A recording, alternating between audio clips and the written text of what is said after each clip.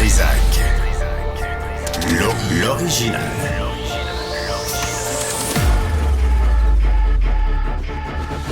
Du Trizac. Votre plaisir coupable. Hello, vendredi 1er novembre, hier c'était l'Halloween. Marie-Gabrielle Ménard est avec nous. Marie, Salut, Benoît. Tu as passé l'Halloween hier? Ben, là, c'est épouvantable de dire ça, là, mais j'ai l'air d'une vieille madame pas sympathique. J'étais à la maison et j'épiais les enfants T'as fermé passer. tes lumières. Ben, c'est ça. Mais je regardais les costumes à distance. C'est épouvantable. Comme Mme Kravis dans Ma sorcière bien-aimée, là, tu regardais les Même rideaux. affaire. Même affaire. Ah non, puis t'as pas un bonbon. Mais je me sentais demi-coupable. Ah, Mais j'espère. demi. Pourquoi T'sais, demi? Pas complètement coupable Oui, non l'autre plus. moitié. Ben, c'est ça. J'ai comme assisté à un spectacle. Mais il n'y avait pas d'enfants dans ma rue. Je pense que c'est un projet collectif. On a boudé l'Halloween hier, je pense. Ah oui? Je Ben, pense.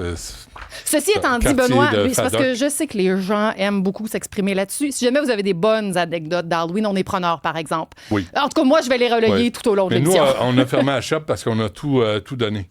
C'est la première fois depuis des années, mais on a déménagé, puis on est sur une rue qui est un peu plus passante. C'est plus agréable, c'est moins dortoir. Ouais. Puis là, il y a des... Par contre, ça a mal commencé parce qu'il y a 4 jeunes frappes qui ont cogné à la porte à un moment donné, pas déguisés, puis ils voulaient des bonbons. Ah non, mais là, faut faire un petit peu l'effort quand même, là. Elle dit là, vous pourriez vous déguiser. Ouais. Puis là, elle dit bon, OK, tu sais, on commence. Et il y en a un qui dit, oh non, je veux pas ça, je veux là. Elle dit, hey, vous autres dehors. Puis elle les a mis à la porte. Puis moi, je m'en venais, là, avec mon meilleur soulier, puis leur botté de cul. M'a dit quelque chose. Là, tu sais, il y a des limites. Benoît, Là, est-ce que dans votre grande marmite à trésor, il y avait du raisin sec? Parce que ça, c'est non. non. OK, bravo. Non. OK. Ne fais pas aux autres ce que tu veux pas qu'on te fasse, Marie. C'est ça la grande ligne, la grande leçon du jour. Bon, vers 12h45, on aura Marie Ouzo, qui est directrice générale de Gris Montréal. Ça, c'est un groupe pour aller parler de sexualité dans les écoles et qui sont fait rabrouer. En tout cas, on a tenté de les empêcher de parler aux jeunes, puis qui ont, encore, désolé, mais encore des islamistes.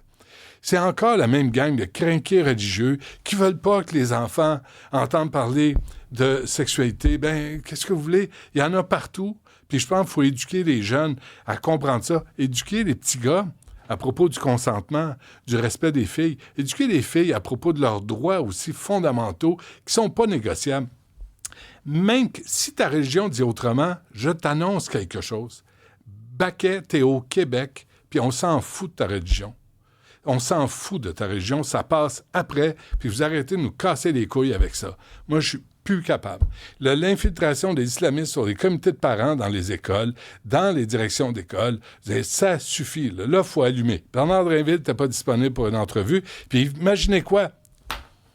Isabelle Gélina est demandée à la réception. Isabelle Gélina, la directrice des centres de services de Montréal, pas disponible. La pleureuse, là, qui dit « Ah, j'ai été maltraitée, puis on met ça sur mes épaules, puis c'est un fardeau, puis ça m'appartient pas. » Ben, elle fait pas plus sa job, ça cramouille. Là, il y a 3 écoles qui sont visées, puis qui sont maintenues par un gars qui s'appelle Toumou. Lui, il décide, les enfants n'auront pas accès à l'éducation qu'on a prévue collectivement au Québec et qui est préparée soigneusement par le ministère de l'Éducation. Je ne suis même pas sarcastique. M. Toumou, lui, il dit « Moi, je dis non. » Mais savez-vous ce que je dis, moi, à M. Toumou? Si t'es pas heureux au Québec, mon ami, là, la porte est là. Parce que je suis plus capable. Toi, par conviction religieuse, tu vas dire aux jeunes ce qu'ils vont pouvoir, au Québec, écouter puis entendre. Hey, il y a assez de pays comme ça qui contrôlent l'information. On n'a pas besoin de plus, puis pas au Québec. Ça va prendre des gens avec un peu de colonne vertébrale, ce qu'on n'a pas présentement. Dans les directions d'école, on n'en a pas, on a peur de son nombre. Puis il faut dire que ces crinqués-là, là, quand ils départent dans votre bureau, c'est pas avec le sourire. C'est baveux, là. C'est des baveux, là. Fait que là, on va se calmer le gros nerf, là, puis on va mettre de l'ordre là-dedans, mais Isabelle Gélina n'est pas disponible, là. Mais elle va aller pleurnicher là, dans toutes les émissions. Mon Dieu, on m'accable de toutes sortes de choses. Mais non, t'es payé pour faire un job, t'as fait pas. T'as fait pas. Encore une fois, t'as fait pas. Moi, j'ai eu un appel à un moment donné, là, quelqu'un qui dit « Ah, je vais te dire c'est quoi, là, Isabelle Gélina, c'est une victime, puis on va... » Non, elle n'a pas de courage, pas de transparence, elle fait pas sa job. Mais là, Bernard Drinville veut la garder à la tête de la commission du centre de service qu'on appelait avant commission scolaire. Bref, on aura aussi Leslie Hill, directrice nationale de la protection de la jeunesse, qui prend les règnes de la patente. Moi, j'ai vu toutes les entrevues qu'elle a accordées jusqu'à maintenant. Je vous garantis une affaire, à midi, là, ça ne sera pas la même entrevue qu'elle a eue ailleurs. Je vais juste dire ça. D'abord, on va aller joindre Héloïse Archambault, qui est journaliste au Journal Montréal. Héloïse, bonjour. Bon vendredi. Bonjour, merci d'être avec nous. Vous autres, là, ça paraît demain. Vous avez fait le tour des États-Unis là, pour avoir une espèce de Polaroid là, de ce qui se passe, hein? On voulait un peu présenter, on est à quelques jours là, de cette fameuse élection présidentielle américaine dont tout le monde parle depuis plusieurs mois puis qui a été au cœur de tellement de rebondissements. On s'est dit qu'on voulait un peu présenter comment les gens percevaient l'élection dans chacun des 50 États américains, mais à travers les yeux d'un Québécois. Donc, on a réussi à trouver des gens, pas toujours facile, qui vivent dans tous les États. Il y en a certains qui sont là depuis vraiment longtemps, là, qui sont établis, qui ont eu des enfants, qui sont même retraités aujourd'hui, qui ont des petits-enfants. Il y en a qui sont là depuis seulement quelques années pour le travail, évidemment, là, qui ont été envoyés dans certains endroits. Il y en a qui sont là pour les études. Souvent, c'est des athlètes là, qui sont recrutés par des universités. Fait que on a vraiment une diversité de témoignages de gens de tous les horizons, de tous les partis politiques et de toutes sortes d'opinions par rapport à ce qui se passe. Certains vont voter. Certains votent depuis plusieurs années, alors qu'il y en a d'autres qui peuvent même pas, qui peuvent pas exprimer leur droit de vote, qui n'ont pas la citoyenneté américaine. Mais ce qui est intéressant, Héloïse, là, c'est qu'il y en a plusieurs qui disent, moi, là, la politique, je veux même pas en parler. Je veux pas m'afficher d'un bord ou de l'autre. Là.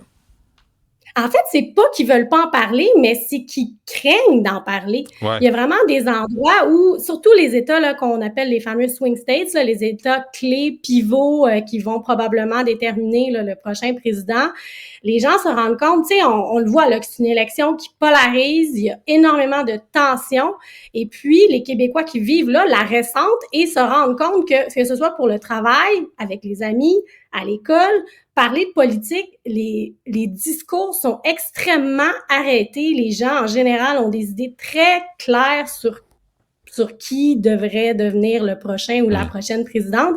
Puis, ils osent même pas en parler parce qu'ils ont peur de perdre des amis, ils ont peur de perdre des contrats professionnels. Il y a des endroits, là, en Floride, par exemple, celui, tu sais, qui est un État où vraiment ça pourrait balancer.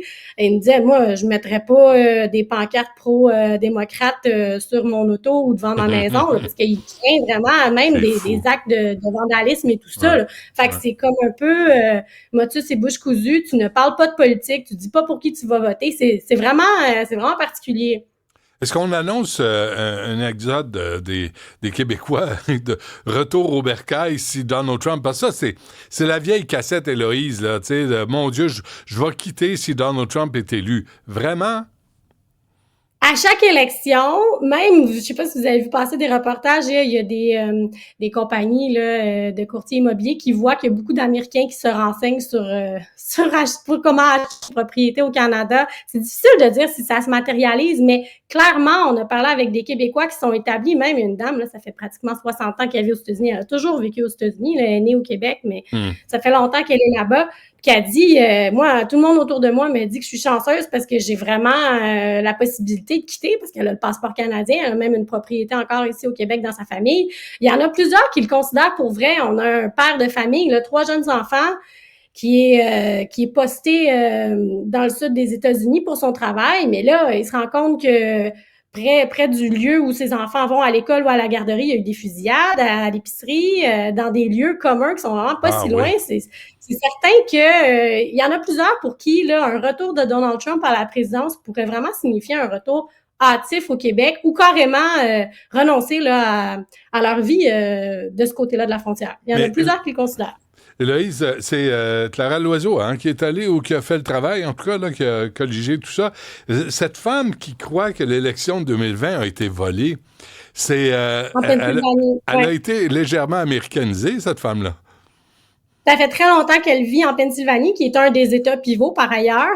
Et puis, ce qui est intéressant, c'est que encore au début de l'année, c'est le Washington Post qui a sorti des données là, qui montraient que quand même les 2 tiers des Américains qui se disent républicains croient au grand mensonge. Là. Ah, Donc, l'élection de 2020 a été volée. Donc, cette femme fait partie des statistiques, même si tout a été, on le sait, là, dans les derniers mois, dans les dernières années, il y a énormément d'études qui ont prouvé que l'élection n'avait pas été volée. Puis cette femme-là est même convaincue que l'élection actuelle, donc qui va se dérouler dans 4 jours, est déjà aussi volée par les démocrates. Elle va quand même aller voter par souci de pouvoir donner son appui à Donald Trump, mais elle pense que l'élection est déjà volée. Bon, et qu'est-ce qu'il y a d'autre que vous retenez dans tout ça, là? Parce que dans tous les États, les États-Unis, Loïse, là, c'est plusieurs pays dans le même pays. Là. La côte ouest, la côte est, le sud, le nord, le centre, le Midwest. On pense pas pareil partout, là. Effectivement, puis il y en a quand même plusieurs qui nous ont dit, puis ce qui est intéressant, c'est que oui, il y a la présidence, mais il y a aussi beaucoup les gouvernements locaux, les gouverneurs, l'État, tu sais, dans les États, c'est beaucoup plus ces politiciens-là qui ont un impact direct sur la vie des gens. Mais c'est sûr que quand on arrive à des débats, par exemple, sur les armes à feu, il y a énormément d'États qui ont assoupli les règles dans les dernières années. On a un monsieur qui vit au New Jersey qui s'est résigné à s'acheter une arme après pratiquement 30 ans parce que c'est rendu très violent. Ah ouais. Tu sais, si on parle des débats comme l'avortement, là, même si il y a 50 États dans les États-Unis, il y a quand même c'est un enjeu qui préoccupe beaucoup de gens partout, même s'il y en a qui sont pas inquiets que l'avortement va être que l'accès finalement va être réduit dans leur État.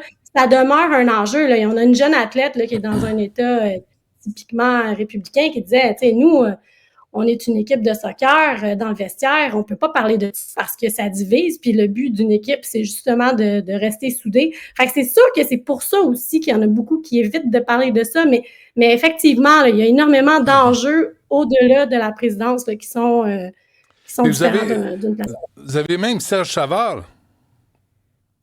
Oui, qui vit à peu près au moins la moitié du temps, là, à peu près, qui passe la moitié de son temps en Caroline du Sud dans sa résidence. Puis lui, c'est la même chose. Il dit que oui. Il dit qu'il faut pas. Parfait. Il faut pas parler de politique avec ses amis parce qu'il en vient à se dire que c'est ça où tu fais une croix sur ces amitiés-là parce qu'il y a même pas place à discussion. C'est comme une fin de non-recevoir. Les gens sont campés dans leur position. Et ils ne changeront pas d'idée. Même sur les terrains de golf. Tu parles plus de rien. Hey, ça doit être plate, hein, présentement, jusqu'à mardi prochain, là. Ouais, comment ça va, Héloïse? Ben, je suis allé magasiner. Ah oui, qu'est-ce que t'as acheté? Des produits américains, j'espère, parce que... Non, je veux pas parler de ça. Écoute, ça doit censurer, mais tout le monde au travail, dans la rue, dans les restaurants, partout, là. Tu veux pas faire de chicane. C'est fou que ça soit si explosif, hein? Oui, puis en fait, puis la plupart des gens aussi craignent le après 5 novembre parce que là, tu sais, bon, les chances qu'on ait un résultat le 5 novembre au soir sont quand même assez minces, mais même dans les journées suivantes, il y en a plein qui craignent des débordements, puis justement là que ce sera pas tout beau, tout uni rendu le lendemain qu'on va avoir désigné le prochain président, là, qu'il va y avoir quand même des semaines de tumulte et tout ça. Il y en a plein qui craignent vraiment que ça crée une division au sein de la population puis que ça va être compliqué de ramener tout ça ensemble. Là. Peu importe qui gagne. Donc, c'est à lire demain? À lire demain dans l'édition papier, ça va être aussi disponible sur le site Internet. 50 Québécois dans 50 States American, ça va être quelque chose. Ça va être le fun à lire, hein. Tous ces, mais tu sais, ça reste anecdotique, là. Ça reste des opinions d'un individu dans tout un État. On n'a pas la prétention que c'est ça, hein? chaque Québécois nous parle de sa réalité à lui dans son État, mais tu sais, on a des Québécois qui sont plutôt républicains dans un État démocrate et vice-versa. Donc, évidemment, chaque Québécois, on n'a pas la prétention de parler au nom de l'État, mais ça donne une vision quand même intéressante. Par hasard, avez-vous fait le décompte sur 50? Il y en a combien pour Trump, combien pour Harris? C'est sûr qu'il y a quand même une part de hasard là-dedans. On en a 8 qui sont officiellement en faveur de Donald Trump, mais on en a beaucoup qui ne se prononcent pas. OK. Donc, c'est des fake news selon Donald Trump. Je vous l'annonce officiellement. Parce que s'il n'est pas gagnant, c'est des fake news. Tu le sais, hein? Ben, c'est ce que plusieurs prétendent. On verra bien qu'est-ce qui va se passer, mais c'est ça. Oui. Parfait. Asseyez-vous. Héloïse Archambault, journaliste au Journal de Montréal. Un gros merci. À la prochaine. Bonne journée.